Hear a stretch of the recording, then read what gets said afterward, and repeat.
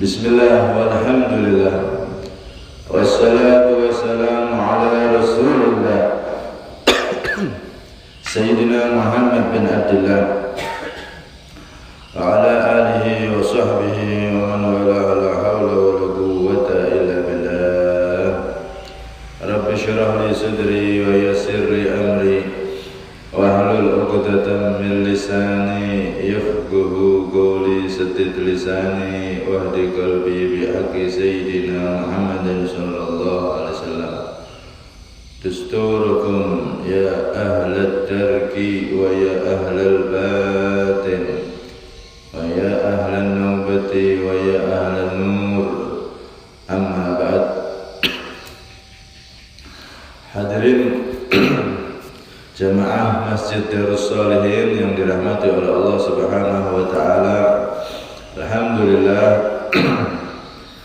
Allah Subhanahu wa taala mengizinkan dan mentakdir kita untuk duduk bersama di majelisnya ilmunya Nabi sallallahu alaihi wasallam.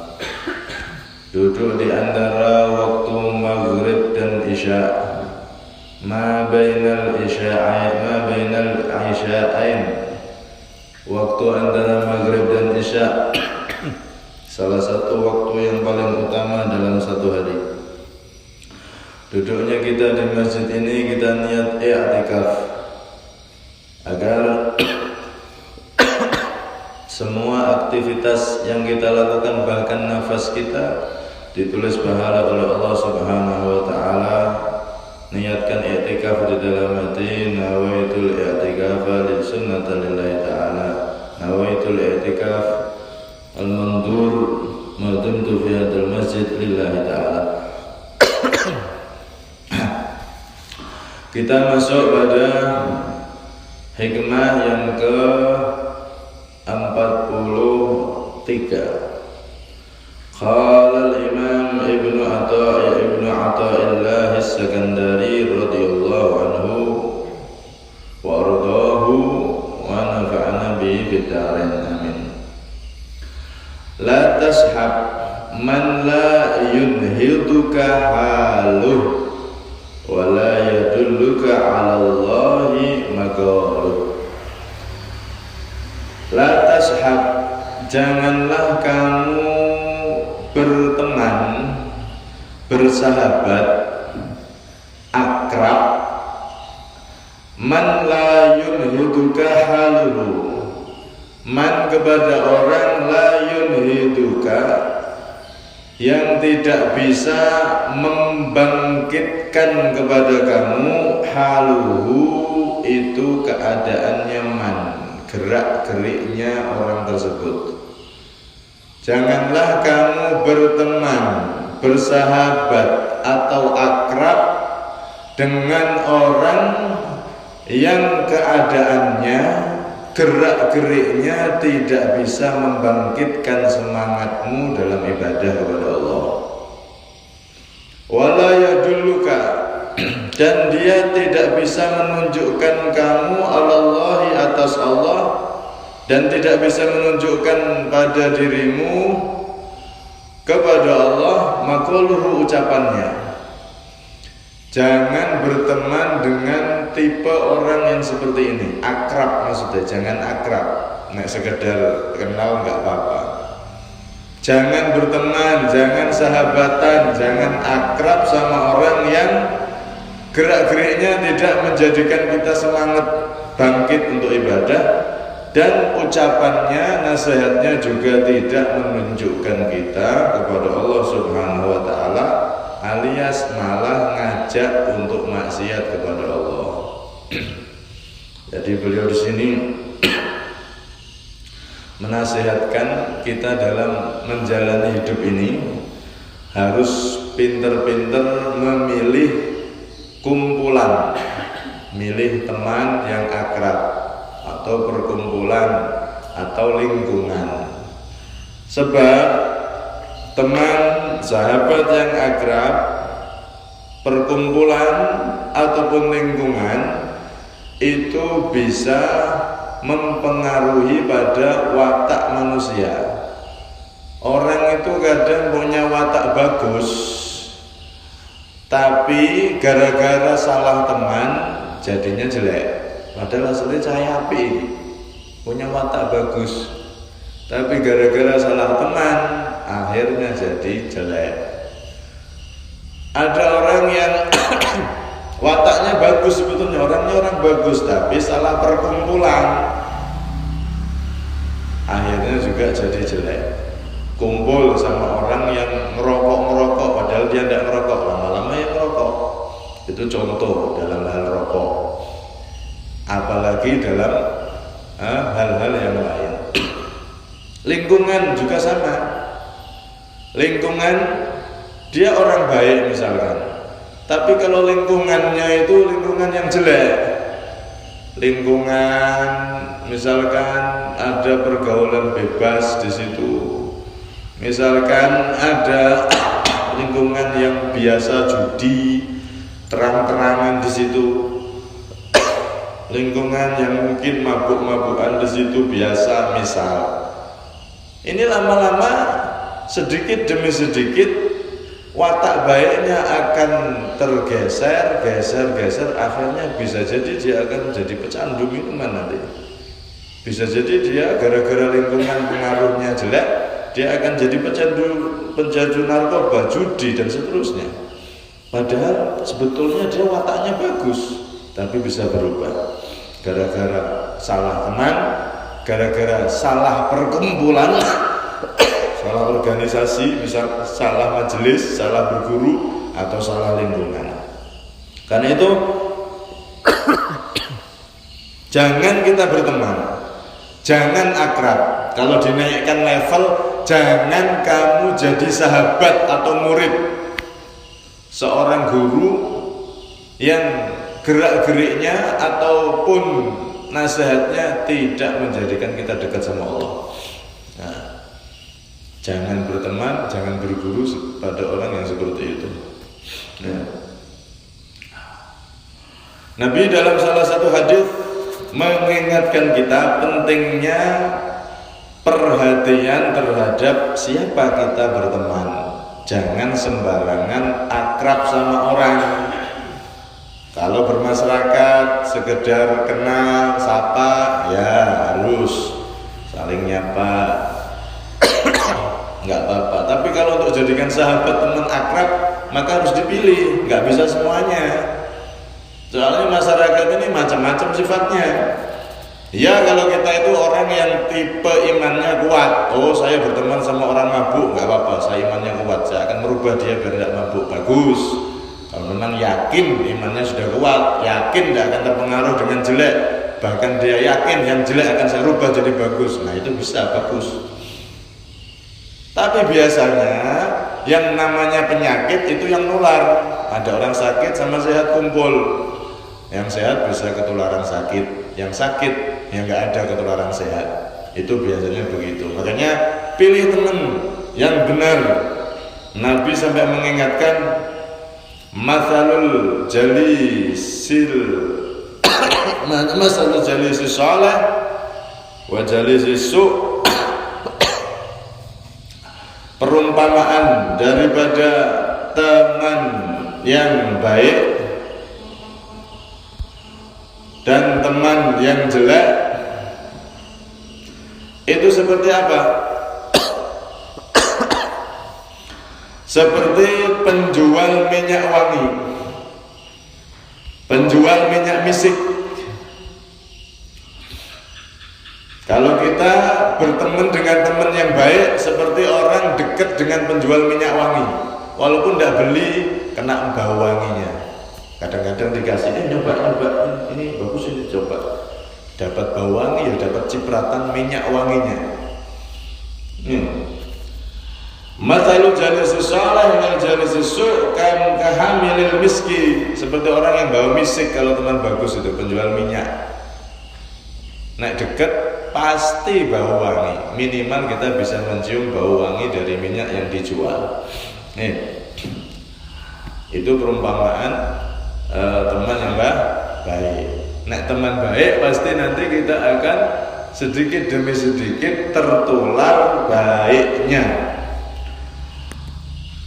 Kemudian sebaliknya, kalau teman itu jelek, diumpamakan oleh Nabi kama kahamilil miski wa nafihil kir. Kalau teman jelek itu nafihil kir, seperti orang yang pandai besi, yang meniup bara apinya dengan pompanya, hus. Itu teman jelek, ibarat teman jelek. Bukan berarti pandai besi itu pekerjaan jelek, enggak, ini ibarat aja. Ibarat teman yang jelek itu seperti orang pandai besi. Kalau kita deket sama dia, wah, jangan-jangan pakaian kita kena apinya nanti kebakar. Jangan-jangan kita akan kotor, kena abunya dan lain-lain. Bahkan bisa jadi tadi itu apinya memercik kepada kita, pas ditiup memercik ke kita dan pakaian kita bisa kebakar, bisa bolong. Ini Nabi SAW memberikan perumpamaan teman yang baik dan teman yang jelek. Karena itu kalau bisa deketi, sahabati orang yang dia itu dilihat aja sudah bikin kita seneng, ngelihat aja sudah bikin kita ingat kepada Allah.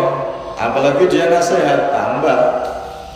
Lo ada loh ya, tiang niku dingeti tok niku kita yang lihat itu langsung ingat sama Allah. Nabi ketika ditanya, siapa itu wahai Rasulullah, orang terbaik di antara kita itu siapa wahai Rasulullah? Man idza ru'u man idza ru'u istahara dzikrullah. Kemakan Nabi SAW. Orang terbaik di antara kalian wahai umatku adalah orang yang kalau dilihat, yang melihat akan ingat sama Allah. Melihat wajahnya tok itu langsung ingat sama Allah. Orang-orang soleh, para wali-wali Allah, kita lihat wajahnya aja, itu kadang banyak yang nangis. Lihat wajah tok itu terus ternasihati dengan pandangannya, dengan nasihatnya, ingat sama Allah Subhanahu wa Ta'ala. Nah, ada orang seperti itu. Di antaranya Al-Habib Umar bin Muhammad bin Salim bin Hafid. Dulu pernah ke Solo itu, dulu pernah juga kita hadir itu, orang-orang lihat wajah beliau tok banyak yang nangis. Belum ceramah, baru lihat wajahnya aja banyak yang nangis sudah. Ingat dosanya, ingat sama Allah Subhanahu wa Ta'ala. Orang-orang soleh, para wali Allah. Karena itu dalam salah satu perkataan orang soleh, man lam yanfa'uka lahduh lam yanfa'uka lafduh. Barang siapa yang melihatnya kamu tidak bisa ngambil manfaat, maka kalimatnya, nasihatnya juga tidak akan bisa kamu ambil manfaat. Masya Allah. Loh, kenapa sih orang soleh itu kalau dilihat wajahnya enak? Ulama, orang soleh, orang yang dekat sama Allah. Nah, kalau kan boten, kalau santri mau ulama yang benar-benar itu, masya Allah, dilihat wajahnya itu kita orang mas hilang sempeke. Kadang mikir dah ini yang ngerti Kanjeng Nabi. Lihat habib-habib yang soleh, lihat kiai-kiai sepuh yang masya Allah, lihat wajahnya itu sumpek hilang. Apalagi kalau para sahabat, bagaimana beliau semua itu melihat Rasulullah, kayak apa itu nikmatnya. Masya Allah. Mereka orang-orang yang dekat kepada Allah Subhanahu wa Ta'ala. Karena itu, kalau kita tidak menemukan mereka, orang yang seperti itu, dilihat tok udah gerak-geriknya itu udah jadi nasihat. Gerak-geriknya itu sudah mengingatkan kita kepada Allah. Apalagi nasihatnya tambah, kita akan tambah ingat sama Allah, tambah, kita akan semakin khusyuk dan seterusnya. Kalaupun kita belum menemukan orang yang seperti itu, maka minimal jangan berteman, bersahabat dengan 5 orang. Imam Ja'far Shadiq, salah satu keturunan daripada Nabi SAW, beliau pernah mengatakan begini, la tashab khamsah, jangan engkau berteman dengan 5 orang. 5 orang ini jangan kamu deketi. Nek kenal tok gak apa-apa, tapi deket, akrab, sahabat jangan, jauh dari dia, menjauh dari 5 orang ini. Siapa mereka 5 itu? Pertama, al-kadzdzab, orang yang suka bohong, orang yang suka, kalau bahasa sekarang, nebar hoak, nebar fitnah, yang tidak-tidak yang diomongkan. Orang yang suka bohong, jangan dekat dengan orang yang suka bohong, pembohong. Jangan dideketi, jangan jadi sahabatnya, jangan akrab sama orang seperti itu.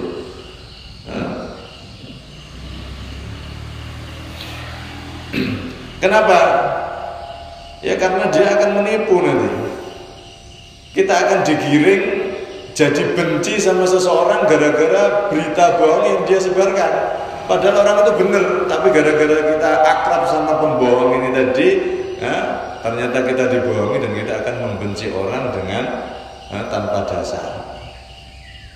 Oh, kalau zaman sekarang kayak gitu sudah, hoak, bohong itu udah jadi senjata andalan untuk menyerang orang yang nggak cocok sama dia. Bisa lawan politik, bisa saingan dan seterusnya yang dianggap saingan. Berita bohong dimunculkan untuk menyerang orang yang dia tidak sukai. Orang pembohong ini bahaya, diancam oleh Allah, innama yaftaril kadzibal ladzina la yu'minun. Sesungguhnya yang berani membuat kebohongan adalah orang-orang yang tidak beriman. Orang kok suka bohong, nyebar berita hoak tanpa bukti, tanpa dasar, itu adalah orang yang tidak beriman. Loh, tidak beriman gimana? Dia orang Islam loh, dia orang sholat loh. Iya, maksudnya imannya lemah banget, dan bahkan bisa menjadikan dia imannya dicabut oleh Allah ketika akhir hayatnya. Na'udzubillah min dzalik. Itu orang yang suka bohong, hati-hati. Karena itu Nabi pernah ngomong, ya Rasulullah, orang yang beriman itu bisa maksiat apa enggak, wahai Nabi? Bisa. Namanya manusia ada nafsu, dia iman sama Allah, iman sama akhirat, iman ada surga dan neraka. Tapi namanya nafsu, orang kadang-kadang terpeleset kalah dengan nafsunya. Maksiat bisa wahai Rasulullah orang yang beriman itu? Ya bisa. Orang manusia kok, bukan malaikat. Kalau ini gimana Nabi? Kalau dia maksiat ini bisa, maksiat ini Nabi bisa, ini disebut itu maksiat bisa Nabi. Kemudian ditanya terakhir sama sahabat, tuh maksiat ini bisa ya? Iya bisa. Maksiat yang ini bisa, orang beriman bisa melakukan macam-macam maksiat.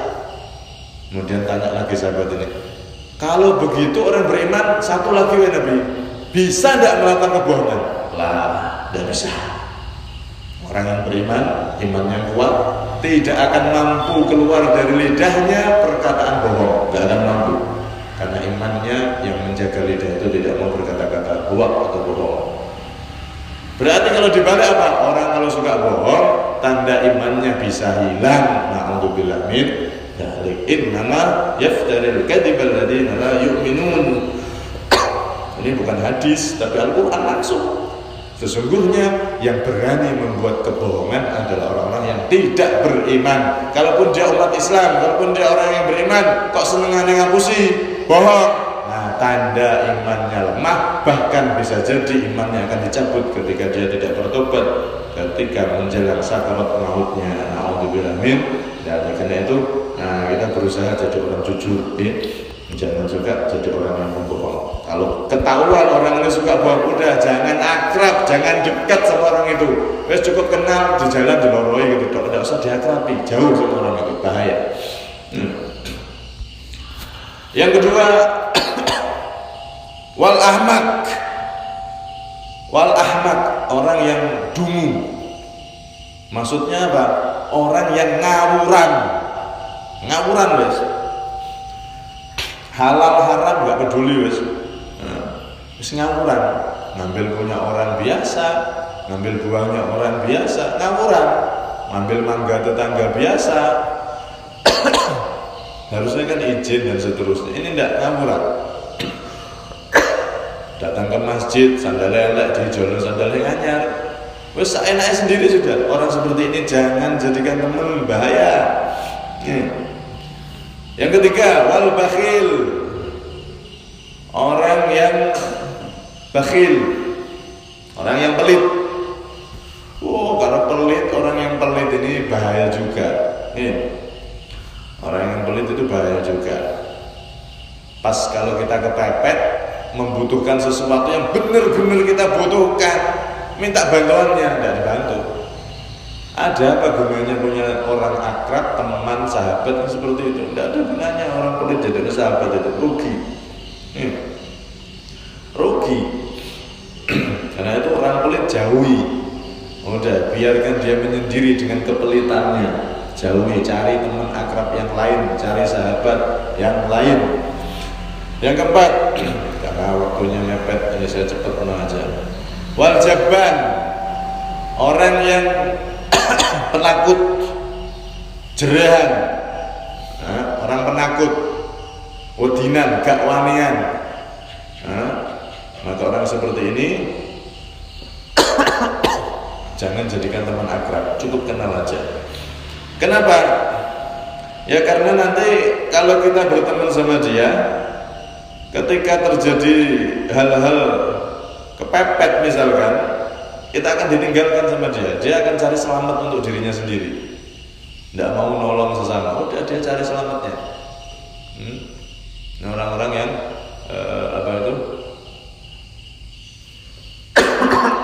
penakut, jabban, jangan. Kalau kita diajarin Nabi kan selama dalam keadaan benar, ya udah berani, jangan takut. Tapi sesuai prosedur kan begitu. Beraninya bukan berani ngawur. Nabi ngajarkan kita itu jadi umat Islam loh yang berani, tapi berani dengan cara yang benar, bukan berani yang ngawur. Jangan jadi orang yang penakut. Karena itu, kalau orang penakut maka cukup dikenali aja, nggak usah jadikan teman akrab. Yang kelima terakhir, wal fasik, orang fasik, orang yang langganan melakukan dosa kecil terus menerus, atau dia ahli melakukan dosa besar. Oh, jangan dijadikan teman akrab itu. Orang misalkan ahli dosa besar, dia ahli narkoba, ahli mabuk. Itu kalau sudah kecanduan, kalau kita akrab sama dia, berteman sama dia, andaikan kita ini bisa dijual, pasti dijual sama dia. Oh, temanku tak dola ya, buat apa? Buat beli narkoba. Andaikan kita ini bisa dijual, akan dijual sama dia. Nah, ada apa punya teman seperti itu? Ada apa punya teman akrab, sahabat seperti itu? Tidak ada manfaatnya. Orang yang fasik, orang yang selalu melakukan dosa kecil, atau dia dalam keadaan selalu melakukan dosa-dosa besar, maka wajib bagi kita untuk menjauhi orang tersebut. Jangan akrab, jangan dekat-dekat, takutnya nanti nular kejelekannya. Takutnya nanti nular kejelekannya. Lebih-lebih kalau orang itu melakukan dosa-dosa besar dengan terang-terangan. Kadang-kadang, Masya Allah, zaman akhir ini statusnya tidak jelas. Nah, kadang-kadang di kontrak-kontrakan, orang-orang udah tahu ini, orang ini tidak jelas. Kadang-kadang lagi minum-minuman keras di tempat-tempat terbuka, judi di tempat-tempat terbuka. Ini namanya mujahir. Ini orang fasik yang sudah terang-terangan melakukan dosa, tidak tahu malu.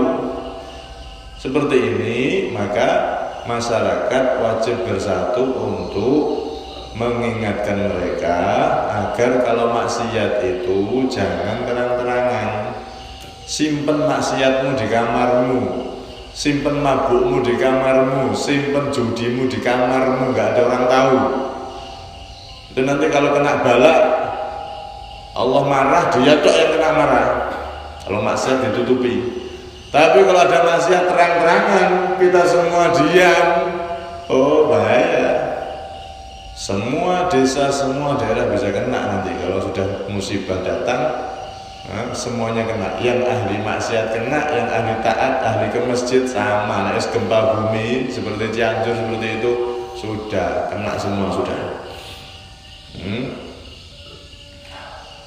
Orang maksiat fasik dengan maksiat yang terang-terangan itu berbahaya. Wajib bagi kita untuk bersatu dari RT, RW, lurah, Kapolsek, semua masyarakat agar benar-benar kita jaga daerah kita, jangan ada maksiat yang terang-terangan. Nah, kalau maksiat tersembunyi nggak ada urusan, itu terserah dia, nanti tanggung jawab dia sama Allah. Tapi kalau sudah terang-terangan, itu tanggung jawab kita bersama. Harus kita bersihkan daerah kita dari maksiat-maksiat yang terang-terangan, judi, mabuk, kemudian pergaulan bebas dan seterusnya. Kalau memang sudah ada tanda-tanda sudah terang benderang, maka wajib bagi kita untuk segera menertibkan tersebut, mengingatkan mereka. Sebab kalau tidak, nanti akan diingatkan oleh Allah, datang bencana, kita yang nyesel nanti. Kalau nggak ada yang mengingatkan, akan diingatkan sama Allah nanti. Karena itu Allah Subhanahu wa taala dalam Al-Qur'an berfirman, "Tuharul fasadu fil barri wal bahri bima kasabat aydin nas." Kerusakan yang ada di muka bumi ini, baik di darat atau di laut, di desa atau di kota, semuanya sudah itu karena kemaksiatan yang sudah terang benderang. Kemaksiatan yang sudah nggak tahu malu, nggak punya malu, maksiat di depan mata. Itu sama dengan nantang sama Allah. Nah, kita sebagai hamba Allah harus mengingatkan mereka. Orang-orang yang fasik, orang-orang yang melakukan dosa-dosa terang-terangan seperti itu, jangan dijadikan sahabat, jangan diakrabi, jangan jadikan teman. Justru kita harus mengingatkan mereka. Kecuali tadi itu, kalau kita memang kuat imannya, saya tahu ada orang yang punya dosa-dosa ini, ada teman saya dulu pas kecil, sekarang dia ahli mabuk, ahli maksiat ini itu misalkan, saya mau deketi dia biar dia jadi sadar. Kalau memang kita kuat tadi itu, maka tidak apa-apa. Tapi kalau resiko kita tidak yakin bisa nyadarkan, lebih baik tinggalkan 5 orang ini, 5 macam orang ini jangan dideketi, jangan dijadikan teman. Cari teman, cari sahabat, cari orang yang akrab dengan kita selain 5 ini. Siapa tadi? Pembohong, terus orang yang ngawuran, orang yang bakhil, pelit, orang yang penakut penakut kalau diajak untuk kebenaran, kemudian fasik, orang yang ahli melakukan dosa. 5 ini kalau memang kita tidak mampu untuk menyadarkan mereka, kita khawatir nanti kita malah niru-niru ketularan jeleknya mereka, lebih baik jauhi. Kecuali tadi itu kalau memang kita imannya yakin saya kuat bisa merubah dia, ada apa-apa. Alhasil intinya di sini beliau mengingatkan pada kita jangan berteman dengan orang yang gerak-geriknya tidak mengingatkan kita sama Allah, yang ucapannya, nasihatnya tidak mengingatkan kita sama Allah. Nek ketemu sama orang itu kok bahasa dunia wae, ketemu sama orang itu bahasa itu wae, sama sekali tidak mengingatkan. Ketika kita salah tidak diingatkan, ketika kita nggak sholat tidak pernah diingatkan.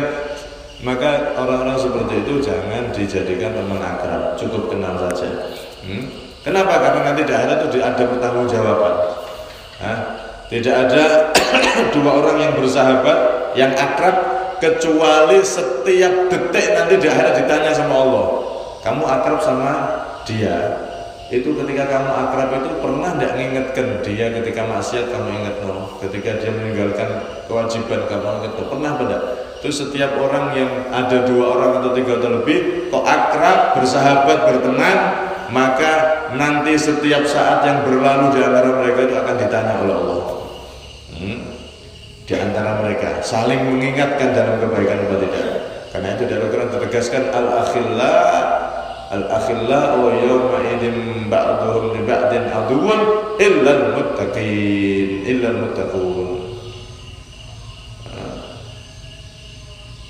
muttaqin ya.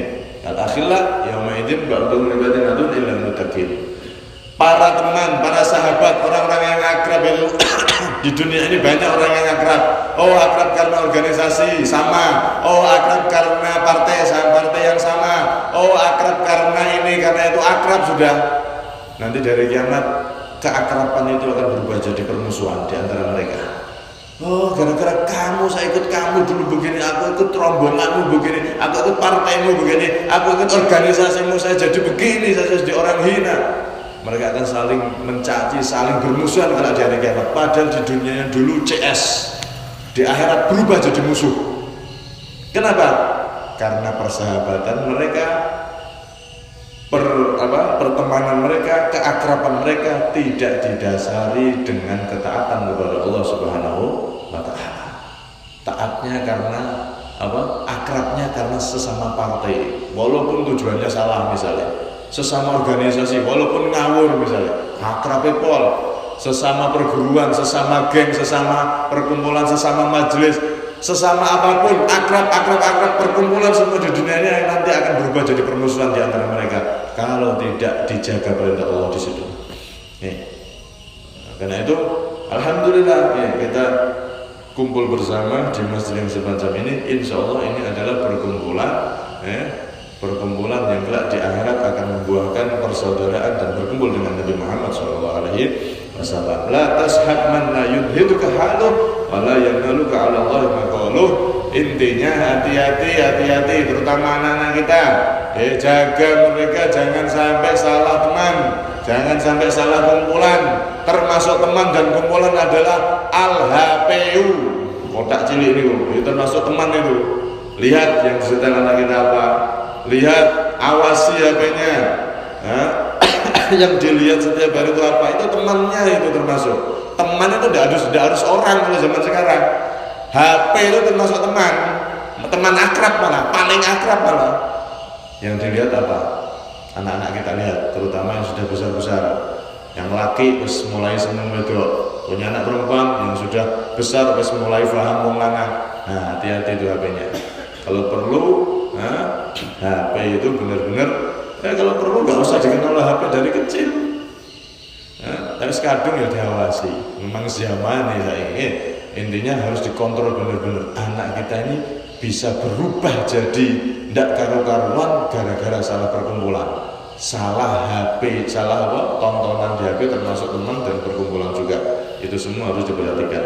Hati-hati karena ini sudah disabdakan Nabi.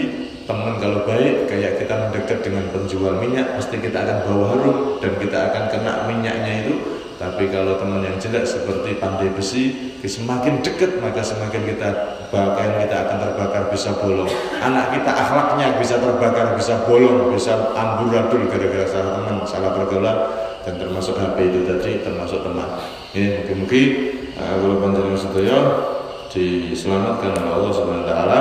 Keluarga kita diselamatkan oleh Allah dan semua dijadikan orang-orang beruntung selamat dunia akhirat.